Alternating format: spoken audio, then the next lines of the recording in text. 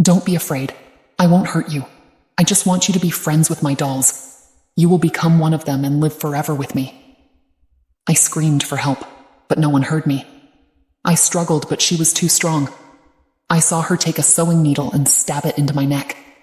I felt my blood flowing and my consciousness fading. That was the last time I saw the light of life. I have a niece named Na, the daughter of my younger sister. Little Ella loves to draw, but not ordinary drawings. Ella only draws people who have died, the ones it sees in the old house that my siblings and I bought from an acquaintance. This house has a bloody history. Many people have died tragically inside it. But my siblings do not believe in the supernatural. They think Ella has a vivid imagination and creativity. I, however, am different. I always feel something is not right with little Ella. It draws obsessively, oblivious to anything around it. It also doesn't talk to anyone, only occasionally whispering strange words into my ear. I once asked it why it draws people who have died, and if it knows who they are. But Ella just giggled mischievously and said, "They are my friends. They are always with me. They want me to draw them on paper so they can come back to life." I felt frightened hearing it say such things. I tried to persuade my siblings to take Ella to see a psychologist, but they didn't listen. They believed Ella just needed to play and interact with other children to be healthy. But I knew that was not enough. Ella needed to be freed from the ghosts in this house. One day, when I visited my siblings, I saw Ella drawing in its own room. I approached and looked over its shoulder. I was startled by Ella's drawing. It was a completely black painting, with only a single light spot in the middle. It was Ella's face, but not the face of a happy and content child. It was the face of a frightened and anguished child, as if crying for help. I asked Ella what the painting meant, what it was drawing. But Ella didn't answer. It just stared at me with empty eyes and said, "I'm done drawing. I don't need to draw anymore." I felt something was not right. I tried to take the painting from its hands, but it held on tightly and wouldn't let go. I saw tears streaming down its face as it started crying. I asked what had happened, if someone had bothered it. But Ella just trembled and said, "They've come. They want to take me.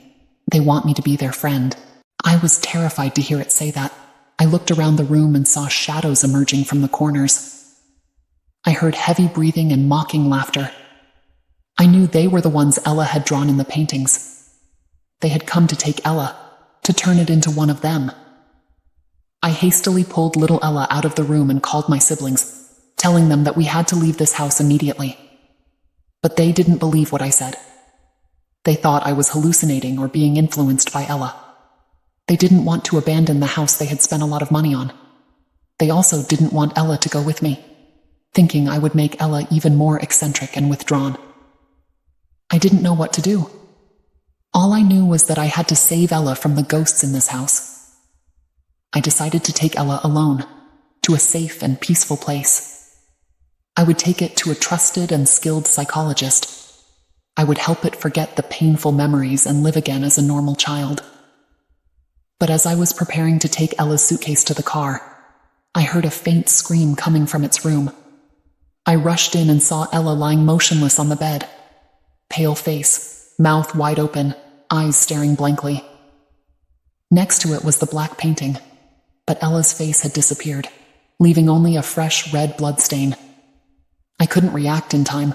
I could only hold Ella and cry. I knew it was dead. It had been killed by the ghosts in the painting. They had taken its soul, leaving me with a lifeless body. I didn't know how to live after losing Ella. I also didn't know how my siblings would react to this terrible news. All I knew was that I couldn't save Ella in time. I had let it die in the hands of the ghosts. I felt guilty towards Ella, towards my siblings, towards myself.